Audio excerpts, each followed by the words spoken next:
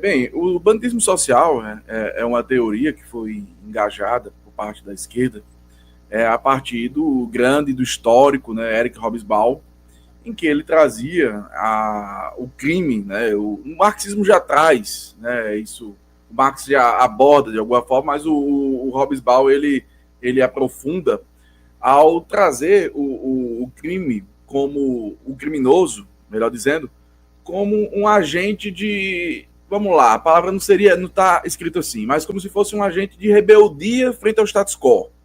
É uma pessoa incomodada, é uma pessoa que entende que a realidade ela é injusta para com ele, né, que não oferece os meios suficientes para que ele tenha um padrão de dignidade e que, portanto, né, ele tem como uma das ações, a maioria das pessoas, digamos, aceita isso de forma resiliente, mas ele não aceita isso de forma resiliente e ele vai para o crime.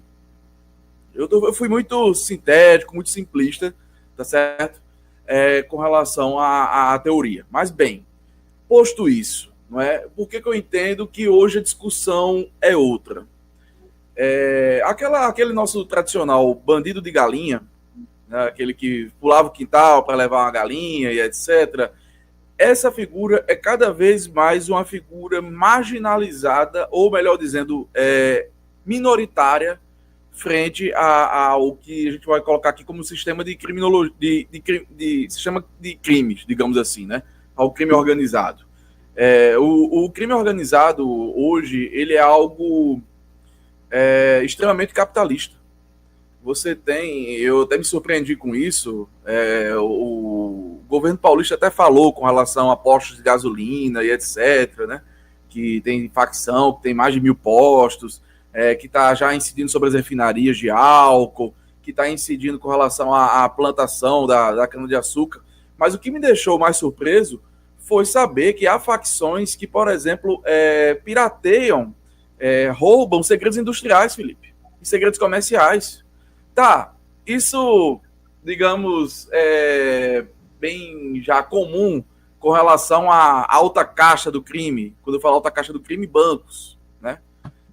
Não à toa que diversos políticos, diversas autoridades já falaram em venda de informações privilegiadas. Bem, isso não é novidade, mas você tem uma organização criminosa que se aparelhe, que digamos, não é desse ramo exatamente, mas que se aparelhe para roubar esse tipo de segredo, para ter acesso a esse tipo de informação, o crime organizado hoje conta com PhDs. Eu não estou falando de gente formada. Antigamente a gente falava, tem advogado que trabalha para o crime, tem servidor público que trabalha para o crime. Não, a gente tem PhD que trabalha para o crime. E eu não estou falando de forma indireta, não. É o cara financiado mesmo. Ele recebe dinheiro para executar certas tarefas.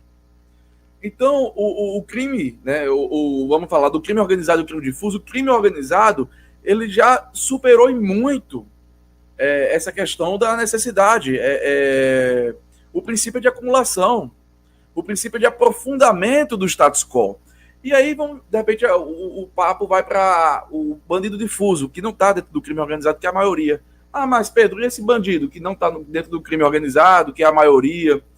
Bem, esse cara, a grande maioria das vezes, eu raramente peguei um caso em que é por necessidade de subsistência.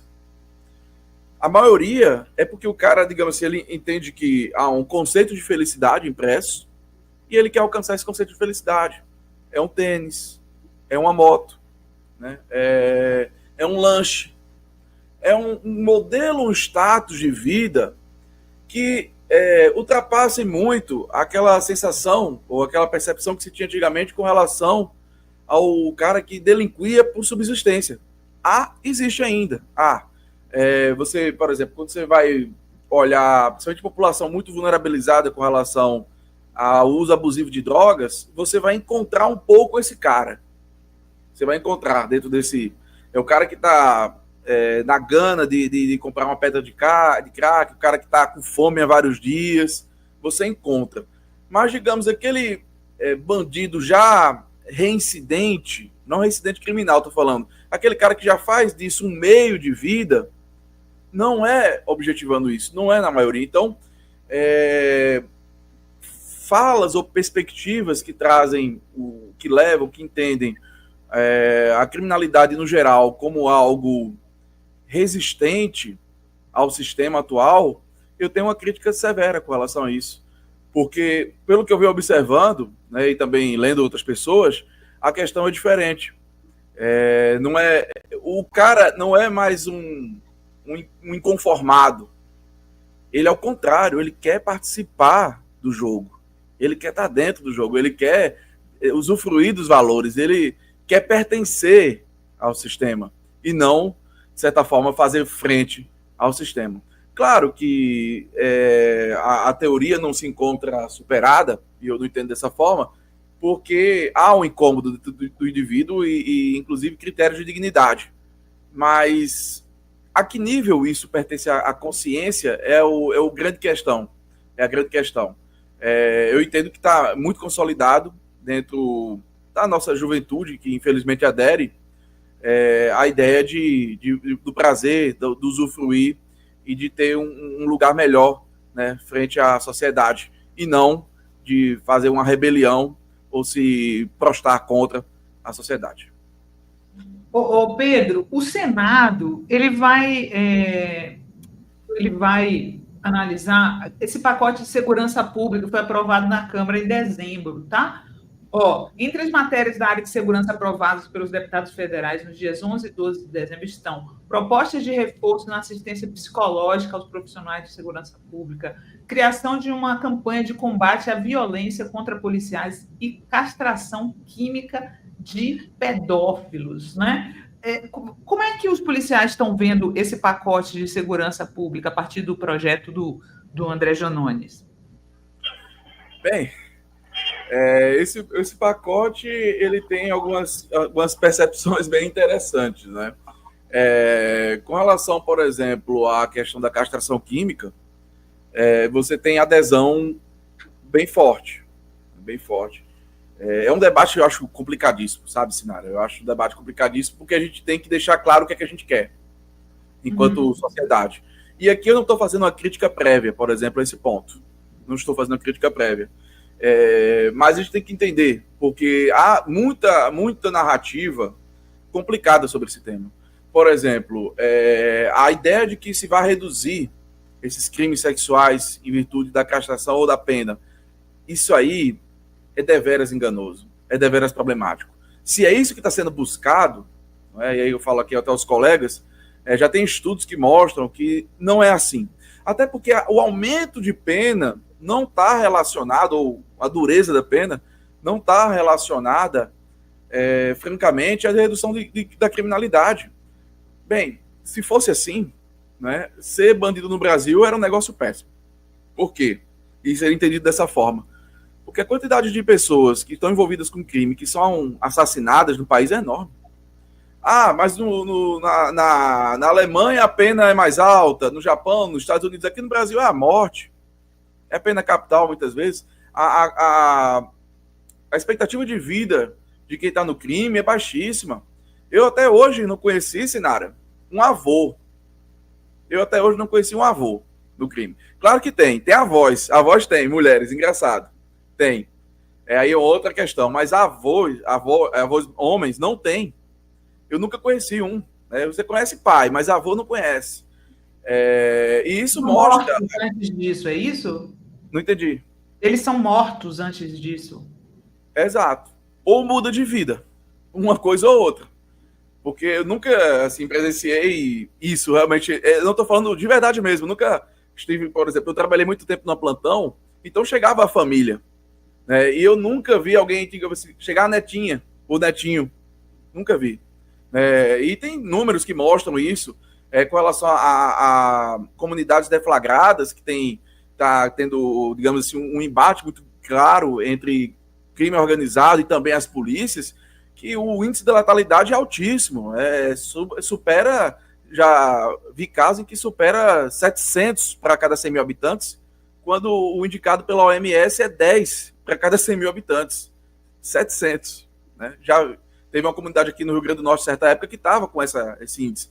Então, até, de certa forma, dá para se falar com relação ao genocídio da população de periferia, quando você assiste números como esses. Mas, assim, o que eu estou querendo dizer com relação à classe, digamos, dos policiais, há ainda uma má vontade muito grande, Sinara, com relação às medidas que vêm sendo implementadas.